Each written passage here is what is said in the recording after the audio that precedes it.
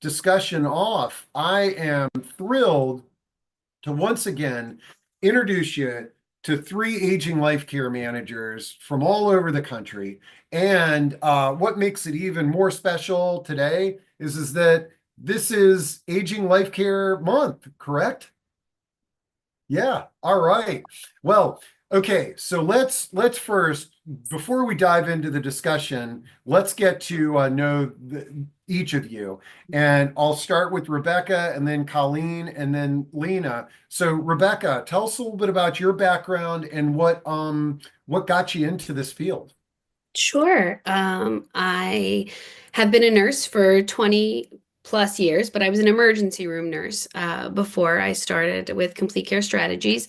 And I just saw a lot of clients or patients at the time coming into the ER and they had no support system. They had no family. I would call the assisted living in the nursing home and no one would say, they would say, I don't know who this person is, or we don't know what their medications are, or I'm just I'm only here for a few hours today. So I really wanted to help support those individuals. And I met with the founders of this company, and then I eventually bought Complete Care Strategies.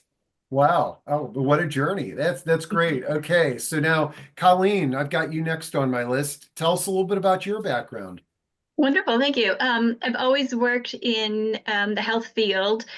My background is public health. I actually started my career in maternal and child health, but it's sort of my career followed my interests and what I was managing. I came to care management the way I think a lot of us do, which is kind of on the periphery, but suddenly it's front and center. So for me, it was my dad being really plunged in well over my head as an only child with everything that he needed, doing that from a distance, but also realizing that I loved that it combined working with older adults, which is my favorite thing in the world, working in the healthcare setting, which was where I feel most comfortable, and working with people. So was able to found my own company and very much enjoyed it.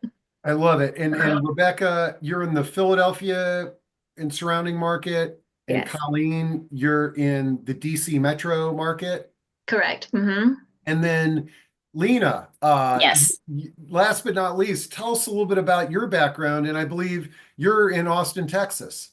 Yes, I am in Austin, Texas. I serve four metro areas in Texas. It's a big state. But I came by way of I am a second generation. So my mother-in-law established our practice, Mirror Care Consulting, in 2007. And so I had been at that time been in hospice until 2013. And she said, why don't you think about opening up an office in Austin? And from there, the advocacy and being on the other end to be able to actually introduce hospice at a much earlier insertion point rather than crisis, and being an advocate to push care forward, because I am also a daughter caregiver. I took care of my dad, who we had for 363 days from diagnosis to death. And he was the well parent. My mom was not, and she's still alive, and I still manage all aspects of her care. So I have a secret life of caregiving, but I am also professional in the aging life care space. Wow. Well, Lena, I've done a lot of these discussions, and I believe you're the first second generation aging life care Yeah. practice. That's exciting. And I think Yeah. we're going to see more of that Right. down the I'm road. trying to create the third generation as we train interns and have from the University of Texas School of Social Work.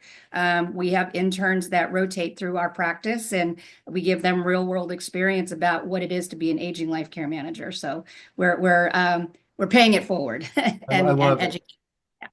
And actually, I take that back. Julie Rose, she was on a few months ago. Her mom started the practice, and she's continuing. So this is exciting. I mean, it really is. 35 years ago, when I got into this field, it was just a handful, and it's great to see the awareness, Yeah. but we still got a long ways to go. Well, Yes. since I'm on with you, how about if you take a crack at defining, especially there's probably some people on this call that have never heard of aging life care before. Sure. Give us a definition, and I'm going to drop in the definition from the Aging Life Care website as well. The way that I like to say it is I like to say that we're air traffic control. So we manage all of the moving pieces and parts from a holistic standpoint of what is involved in caregiving. And that can be from advocacy to legal to crisis intervention to housing to family dynamics, local resources. We have to know a lot about a lot and how to navigate that, but also do it in a way where we're being fiscally conservative, but also driving care forward.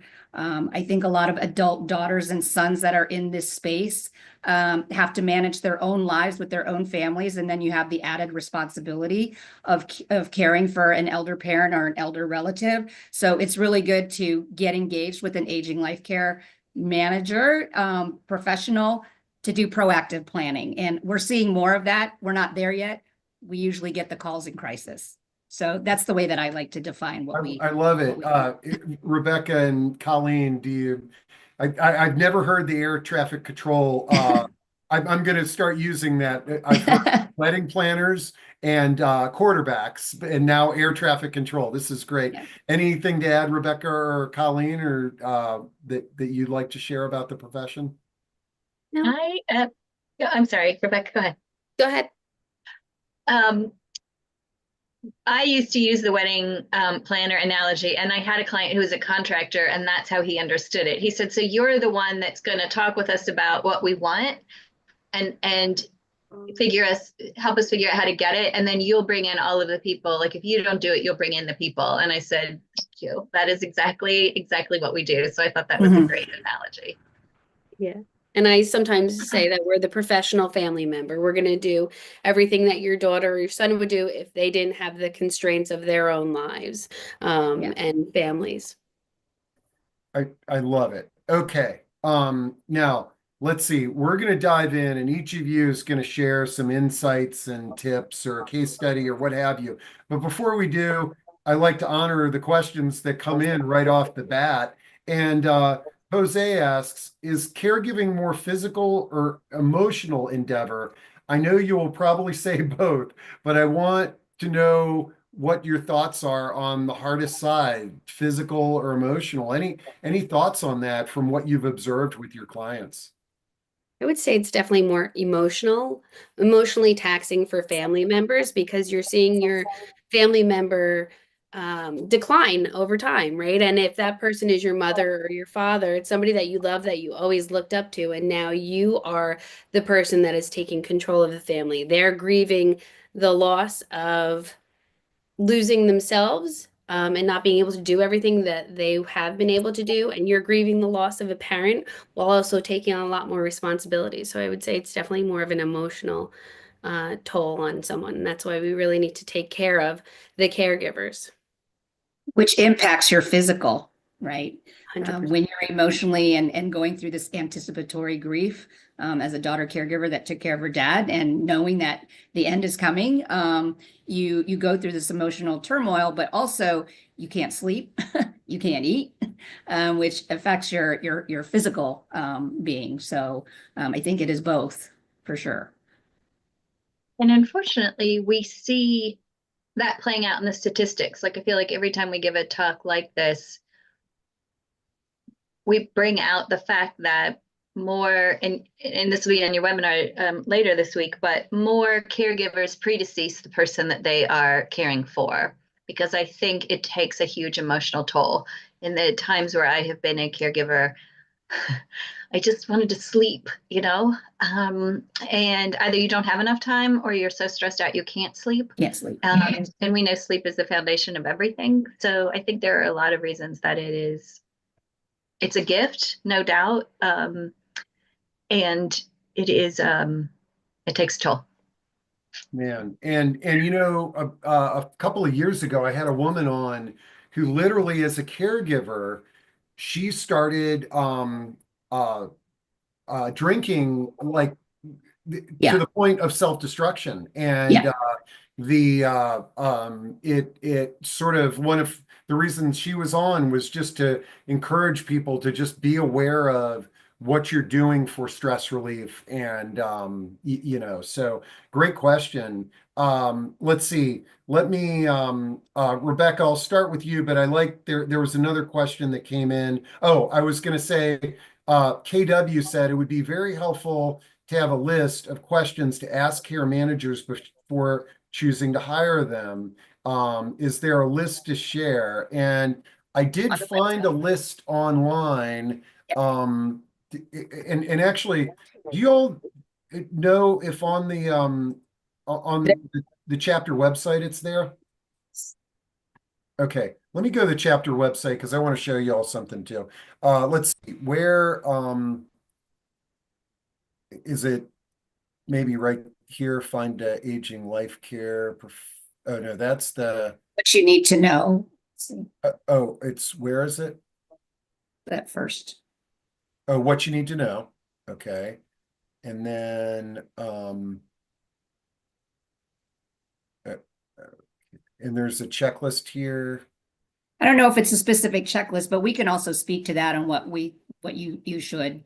Oh, okay. All right. Well, we'll find something, yeah, for sure before this is over. But also, guys, folks, since I'm on the website, let me show you how easy it is to find an aging life care manager in your region. You just click on this orange button. It brings down a searchable database here. You can type in your zip code. I'm just gonna do mine, and then you click find, and it'll bring up a list of aging life care managers in your region. So that's a great tool. So we'll get back to some of these questions, but let's start with Rebecca. How about share with us some insights that you might have, and we'll get some insights from everybody, and then we'll answer all the questions. So insights onto what questions to ask, or insights on like Oh, no. Oh, I'm sorry. I did. Yeah. Yeah, I'm jumping off that question. We're going to find the questions for Gotcha. people. Okay, yeah. But I think you were going to share a case study with us. Yeah, I definitely can. So recently we had a client's son reach out to us, and both he and his sister were named power of attorney for their parents. And the sister and the brother didn't get along, and they had equal rights when they were power of attorney. So that is always difficult, especially when people don't get along. The mother was having a cognitive decline, and the dad was recently hospitalized for cardiac issues. So there was a lot of different things that were moving around. And in order to get anything accomplished, the POAs had to talk. So mediating family dynamics is always very interesting. So making sure that if you're going to name people equally as powers of attorney, you want them to definitely get along, or you name one first and then you have a successor or a backup. And always monitoring your family's financials, because the same clients were not, they were paying bills, everything on their credit card. And when we finally got involved, they had over $60,000 in credit card debt because they didn't know how to, the wife didn't know how to pay any of the bills. So once we had all of that resolved, we were able to get everything settled and pay down that debt. But it's managing the client's family is a big part of what we do. Yeah, we were talking before we turned on the camera, and a lot of times managing the family when, Colleen, I know you mentioned you're an only child, which has its own individual burdens, but sometimes, not having brothers and sisters talking in each other's ear about what the best course of action can be equally challenging. Yeah, and it's trying to get them on the same page and everything's for the benefit of their parents, but it is very difficult. So a lot of mediation, kind of, though we don't call it mediation. Similar dynamics really can play into, especially everybody's grieving or they have their own interpretation of how care should be.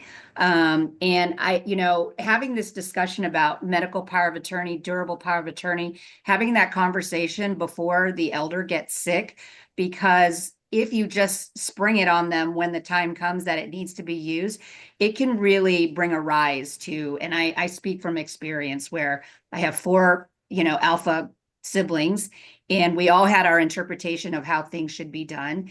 And, it's a great gift to have those discussions ahead of time, because if there's a rift and an argument at a crisis, it's going to perpetuate to the next generation and to the next generation. So I always say, learn what the expectations are from the siblings. What are they able to do? What are they not able to do? Here is why I was assigned as this agent for finance, and having those discussions before the crisis occurs, because everybody's emotions are all over the place when that time comes.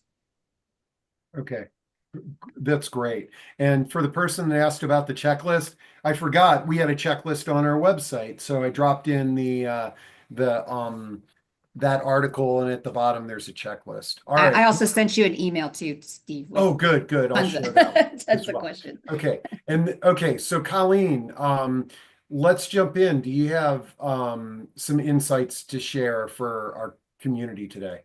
Yeah, and I wondered if I see that KW has some questions about solo agers, and I think Yeah. that might be kind of a nice follow-up to some of the things we were just talking about. So I love it.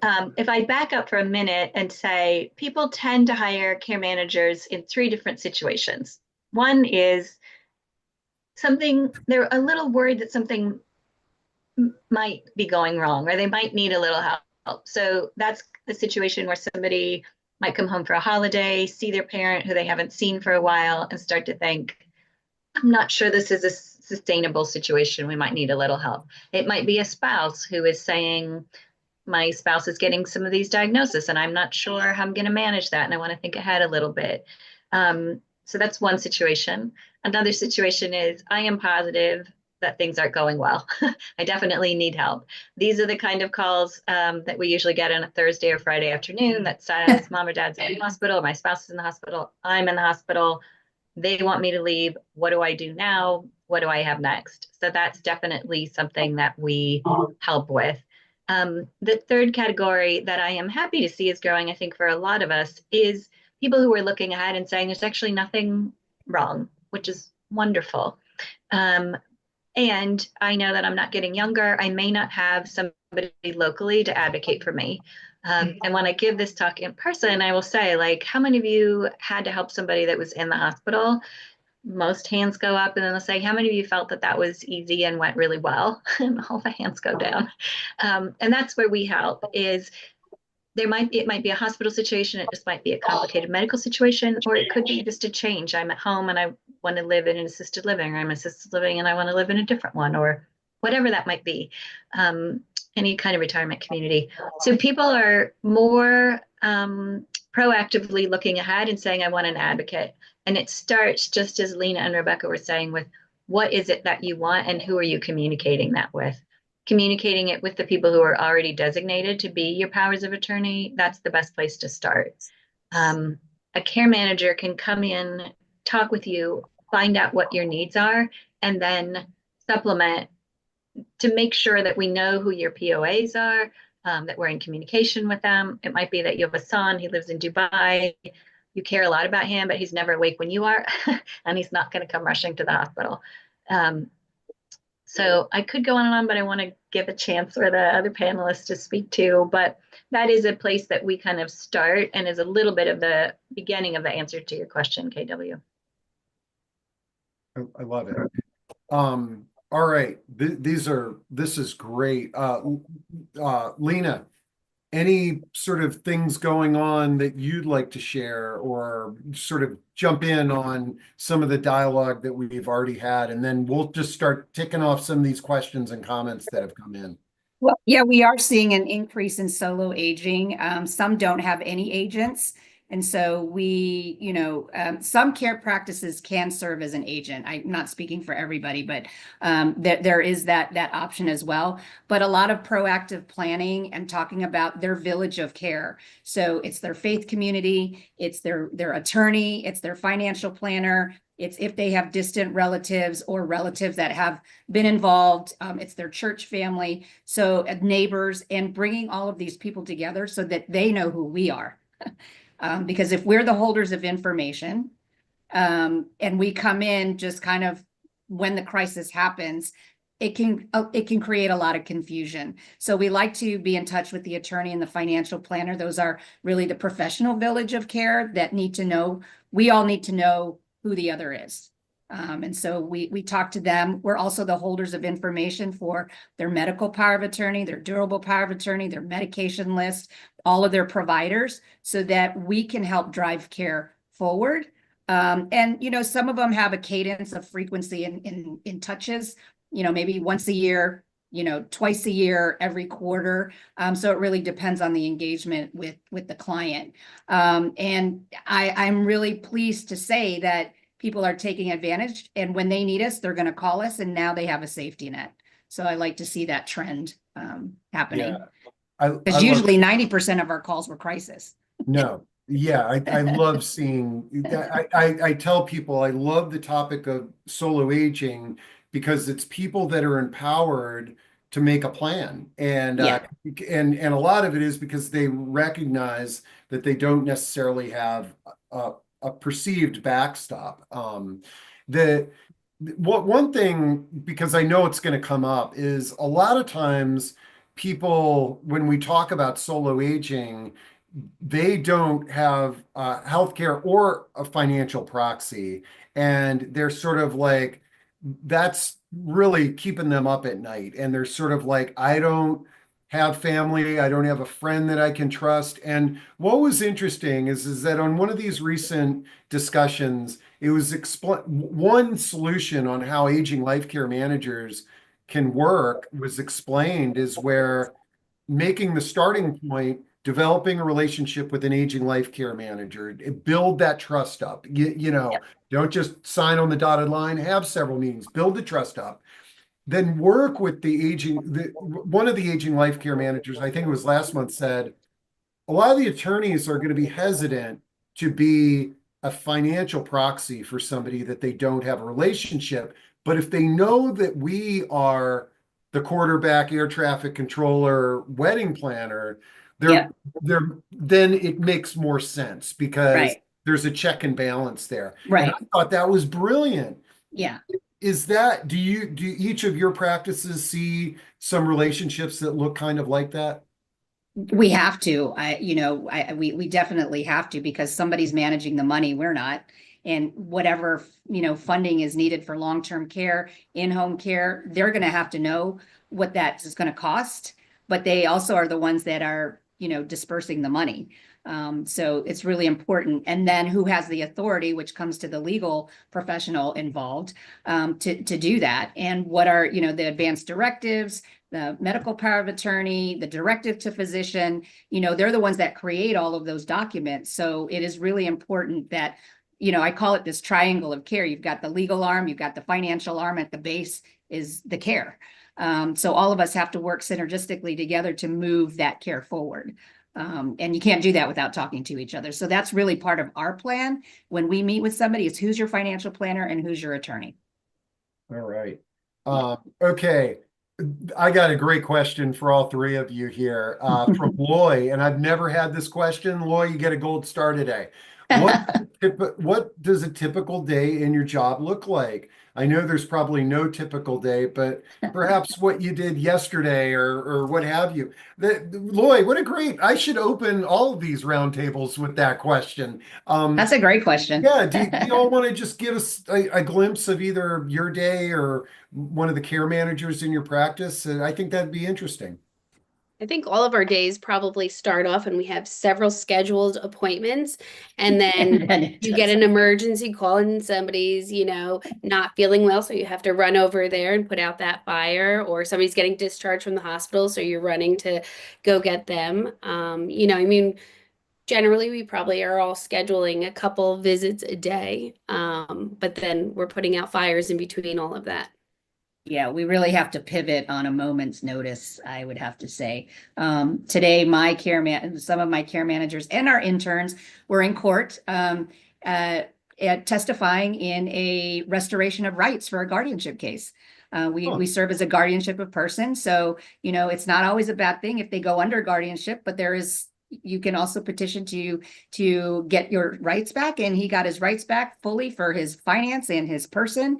And so it was a very good ending for him. And we wish him well, but and then now they have to go and do new intake calls today. So, there's a lot of road in Texas, so a lot of driving.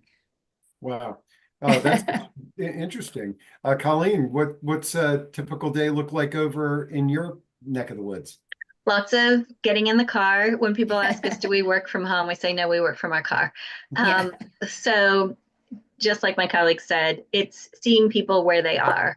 For me, I'm doing actually a lot of Zoom consultations. So we have care managers that are taking people to the doctor's appointments that are, if they live at home, they are making sure that everything, that their caregivers are doing what they need to do, that everything is in place to kind of keep that home stable. If they're in like a retirement community, we're talking with the staff, we're talking with the person who empties their trash, because that person often knows really how they're doing. So we're just making sure that things are going well. And then we are also doing, like I do a lot of the Zoom consultations, sometimes with family members that have family. I'm working with a family that lives in Philadelphia whose dad is in Oregon, and she's just trying to like help me think ahead a little bit about what I need to do. Steve, can I come back really quick to something we were talking about just earlier, which is there's a lot of theme here about trust. And I think one of the most important things that a person in this position has is a real network.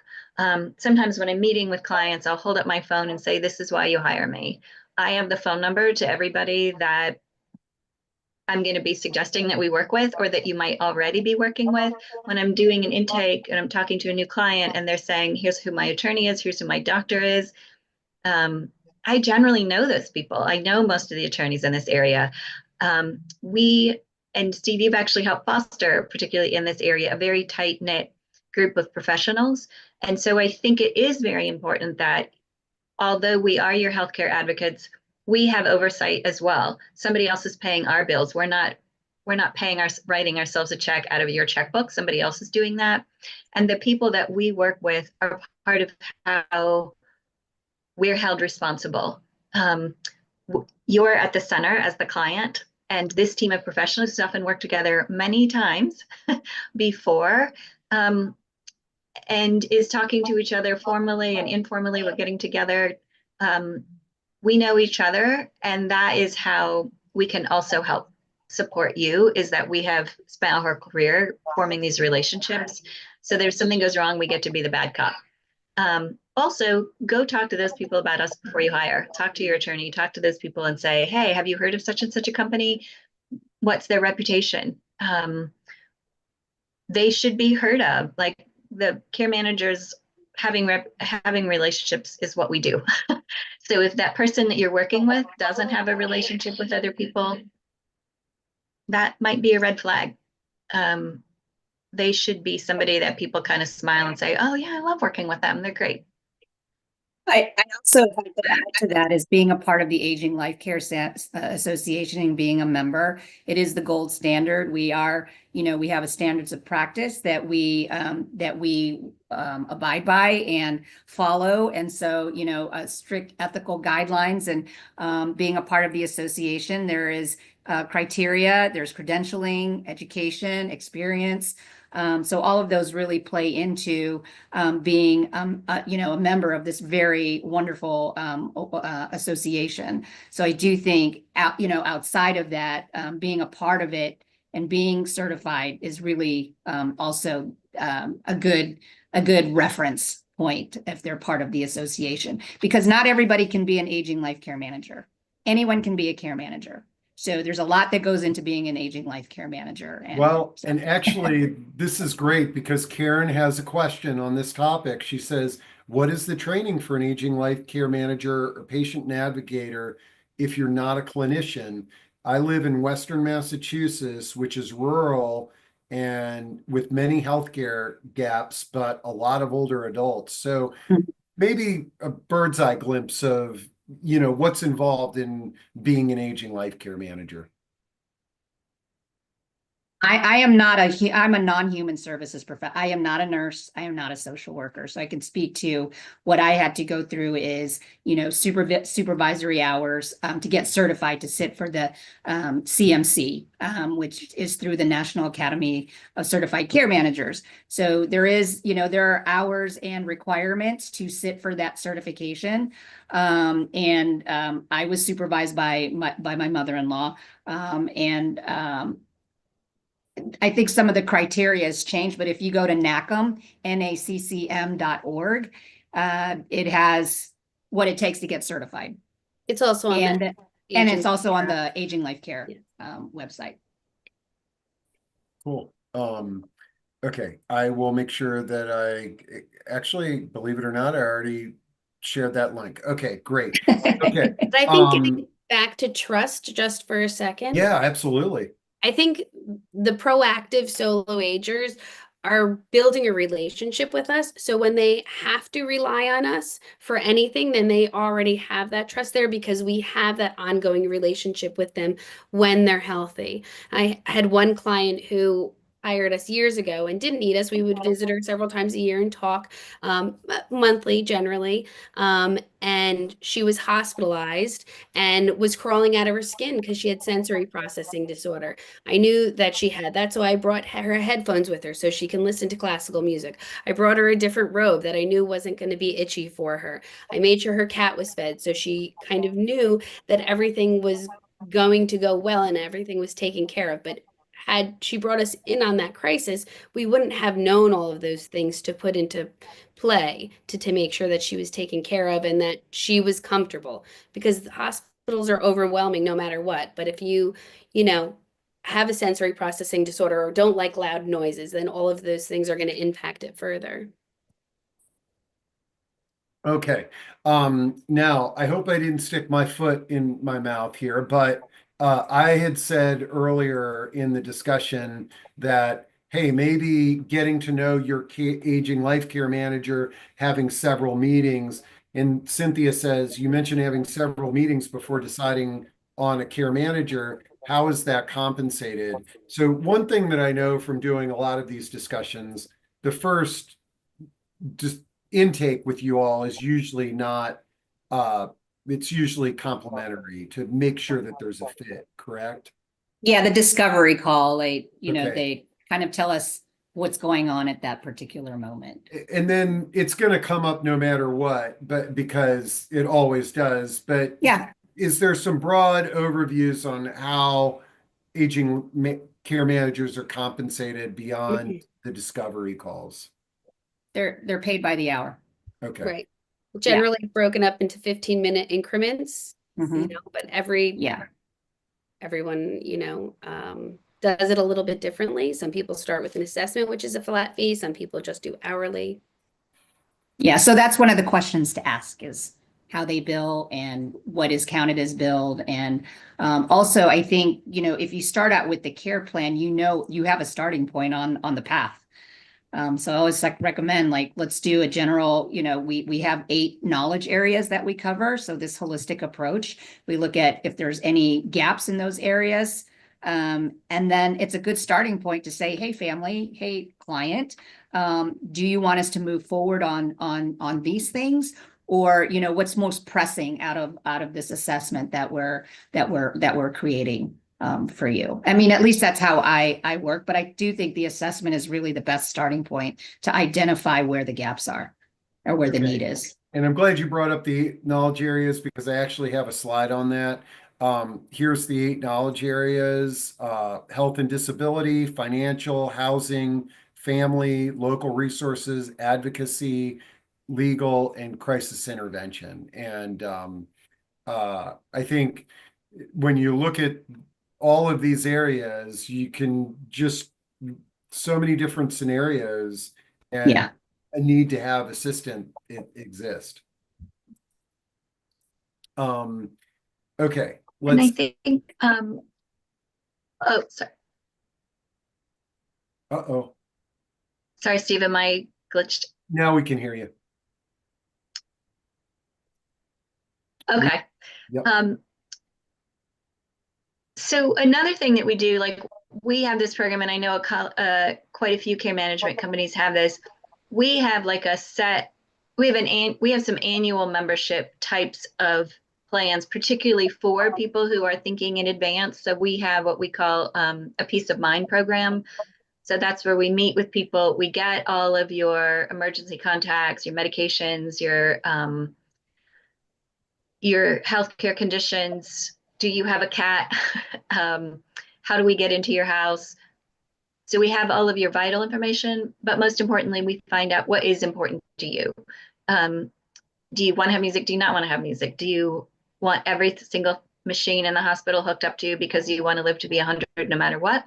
Or do you say a Band-Aid is about all I want? Or most people are somewhere in between. So we're talking with you about what your priorities are and how we can be effective advocates for you. And one of the things I like about that program is even if you're not speaking for yourself, you're in charge of your decisions about you. And I think that's so important.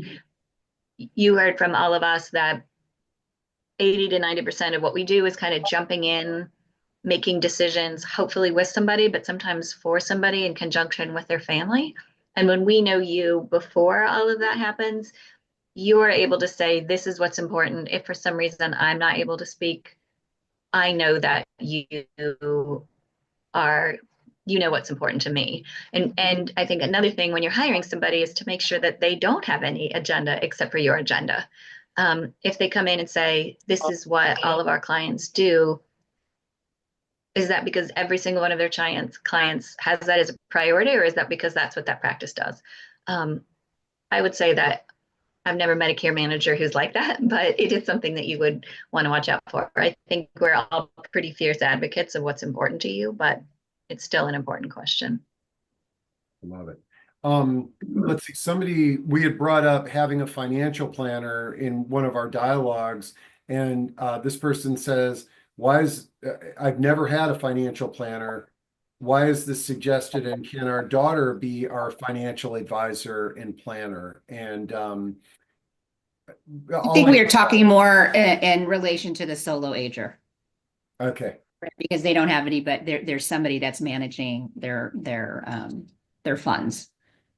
So that's why that was brought up. But surely the daughter can. Yeah, and there's a follow-up question. How do care managers help with finances? Can you talk about that? I think you guys have an understanding of the expenses and what a reasonable expense is with vendors and contractors, which can be really helpful. Well, some of our clients have a trust or a fiduciary or a guardian of the estate or a family member. And so we work in conjunction with them to determine, and it really also advise them of future cost or current cost. You know, some people that are just coming to us for the first time, they have no idea how much caregiving an hour costs. They don't know how much it is to be in an assisted living and the levels of care that are charged, for, the different needs that that client has. So our responsibility to them is to get all of these costs so that they can prepare and budget accordingly. It's very costly to age in this country. And so, you look at cost of, being in an assisted living versus having 24-hour care at home. And do they have the resources? And if they have the resources, how long are those resources going to last? And how can we be fiscally conservative, use benefits, if it's long-term care insurance, or family members kind of in the mix of care, so that if they want to stay at home with caregivers, we can do that. But at what point do you transition, and do you have enough money to do that? So that's why we have an alliance and try to have a really good relationship and prepare the family for the expense that they're about to incur. And I'm glad you brought that up, Lina. You brought up long-term care insurance because Joe asks, do you feel it's part of your mandate as an advisor to recommend to your clients and their adult children to seek long-term care insurance? I'd be interested in how your thoughts on that, but also are you beginning to see more of your clients having long-term care insurance, and are they having any challenges utilizing it? I would say if you have long-term care insurance of the Genworth, era, then don't keep paying for it. Don't ever stop paying for it because that is a great asset to have, and it does help pay for some of your care going forward. The new policies that people have are long-term for the long-term care insurance, are life insurance with a rider. I haven't seen any clients really utilizing those yet because they don't have the needs yet. And I'm not sure what that's going to look like when we get to there because it's a different setup than what we're working with now. But I would say a good portion of our clients have long-term care insurance. But one of the things that we've run into recently, one of my clients is brand new to us and she stopped paying her premium in 2020 and her family did not know that. So she was going to be eligible for $850,000 when I called, and because she stopped paying the premium in 2020, she's only eligible for what she paid in, which was $63,000. So huge gap. That would have covered a good portion of her care. But we really need to make sure that those bills are being paid. And I Sometimes, know, yeah, I know the last couple of years my dad has called me because the premiums are doubling. Yeah. But still, when you look at those premiums, if you were to buy a policy today, it's still a good value. And you paid in for 20, Yeah. 30 years. Yeah. yeah. You should always be suspicious if the if the insurance company is trying to get you to change something, be suspicious. So less than 20% of people exhaust their policy, use up all of their policy over and over and over. I think all of us would sing from the same playbook, which is use your policy as soon as possible. And that's one of the things we can help you do. In our area, a lot of people have John Hancock policies. Most John Hancock policies pay for some amount of care management per year. And so we can help you get that policy. And that's even before you make a claim. They do it annually because they know it'll actually save you money. So we often will get all of our costs, our initial costs covered, depending on the policy, just making a claim, getting reimbursed through the policy even before they've made a claim. We also use that to review the policy and to help people understand. People leave all kinds of money on the table because they are like, here's one tidbit. Almost every single policy I've seen has 30 days of respite that you could use prior to making a claim. So let's say you have a burned out caregiver, or you have somebody coming home from the hospital and they need some time to get the house ready, but the hospital's saying you need to leave and they don't want to go to rehab. They could go to an assisted living that has like a 30-day stay, and that is usually paid for entirely by their claim and often doesn't even pull away from their total lifetime amount. We talk about long-term care all day. But anyway, there are a bunch of nuggets in those policies that people don't take advantage of. Home modifications, lifelines, all kinds of things in that policy. And so having somebody spend an hour or two looking at it, we love to read the fine print, pull that out and make sure that you're getting your money out of that policy is something that we'd love to do. Wow, that's great. Okay, I've got another solo aging question. As a solo ager, what are the best professionals to name as a guardian at a time you don't need one, but you're doing pre-planning? Okay. And can anybody care to answer that? So a guardian is different than a power of attorney. A guardian is appointed by the state, or conservatorship. It's different in every state. And they're appointed when you have never named a power of attorney. A power of attorney is someone that you name on your documents in case you are no longer able to speak for yourself. So it's always better to choose somebody than have the state choose someone for you. So I would say the sooner the better. I mean, my daughter is in college and I am her power of attorney because God forbid something happens to her. She needs to, I need to be able to jump in. But I would say name a power of attorney. Some practices do power of attorneys, like Lina said. And some don't. So there are different avenues out there that you can find an agent to do a power of attorney. Yeah, ship is very restrictive. Like, okay, you lose rights Texas, and it's very restrictive. So you really want to go to the least restrictive, and you appoint somebody. Not most people don't want to be under guardianship. And also, like, a power of attorney does not need to be a professional. Like, it can Correct. be your best friend, your daughter, a neighbor. So, but what we were talking about earlier, you want it to be somebody that you have trust in their judgment and what they're thinking about. And this is where I was saying, like, on a lot of these discussions, we have people that and a lot of times just sitting down with an aging life care manager, you all can brainstorm with people Yeah. to identify somebody that maybe they didn't think of to go in that direction. But what's come up a few times for those people that don't have anybody, having a relationship with an aging life care manager that you trust, and then for healthcare decision making, and then the financial decision making is a separate professional like an attorney. I have a fun little story about this, Steve, that I think helps illustrate it. Oh, that's great. So I was contacted by a client who got my name from his attorney. He had fired his old attorney and he was asking to name his new attorney he was asking his new attorney to name his sister as power of attorney. So doing the due diligence, that attorney called his sister and she said, I don't want to be his power of attorney. I don't know him very well. I was just a little kid when he graduated from college. We weren't we weren't raised together. I live in a different state. I don't know him. So the attorney recommended me, knowing that I will serve in rare circumstances as somebody's healthcare power of attorney.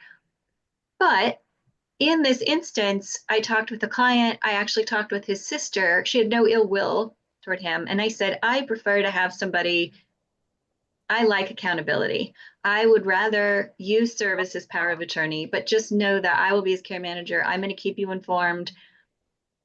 I'll let you know about any decisions that need to be made. He can make his own decisions now, but if there's an instance where he can't, we will communicate about that. And she ultimately agreed to be his power of attorney. She said she didn't want to be initially because she was worried that she was a teacher, she lived in another state. She's like, I can't drop everything mid-year and like rush down. But if you were there and you'll do everything, I'd like to stay as power of attorney. And I said, great, that's what I prefer as well. I like to have a family member or somebody have that oversight. There's a higher trust. And then there's two people, it's better. More accountability is better. The only other thing is when you do appoint somebody who's a power of attorney and they predecease you, you may have to have a backup, and you should look at different age ranges just because no one knows who's going to, die first, unfortunately. Yeah, and that's come up many times on our discussions, is where the people on these various documents and the proxies have passed, and now somebody's looking for a new one. Okay. I also, on the topic of money management, I dropped in to chat the National Association of Daily Money Managers. They're not financial planners, but they can help with bill paying and just the managing money.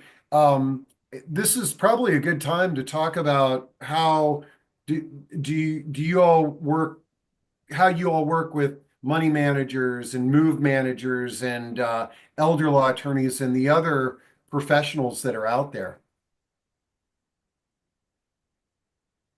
Go ahead. Go ahead, Rebecca. Well, so we have a daily money management practice. I have a daily money management practice as part of my practice. Not all care management managers have that. But we have referred, we refer and are working with lots of different professionals. I mean, part of what we do is having a network so that we can bring in all different things to help support our clients. I mean, that's the ultimate goal, is to give them the quality of life and support them with whatever they need. So working with an estate or elder care attorney, or working with a daily money manager, or having a move manager help them and set up their, new apartment when they move to a different community. So bringing in all those different facets is very important. And I will add to that, whoever we're working with, we vet them as well, and they have to be a good extension of our practice in order to align ourselves and refer to them. We only have a few opportunities to be engaged with an elder, and you want to make sure it's the best positive experience for the daughter or son or the spouse that has hired us. And vice versa. We also want to be a good extension of their practice and make sure that we are doing the very best work in care for those clients that we care for together. Great, great. Let's see. Adam says, wondering what you wish you could know after your first conversation with a person or family that would really help you get to the right answer or solution faster. Like any insights? Adam, this is a great question. It's sort of like he's asking for your dream client that picks up the phone and just, what would you like to know? I have like a string of cases that are just running through like a high-speed chase in my head about gosh. Well, I guess we could frame that question. What do you not want to have? Like what doesn't work well when a client is reaching out to you? Well, if they argue on every point and every recommendation that we give, then we are not doing them a service. We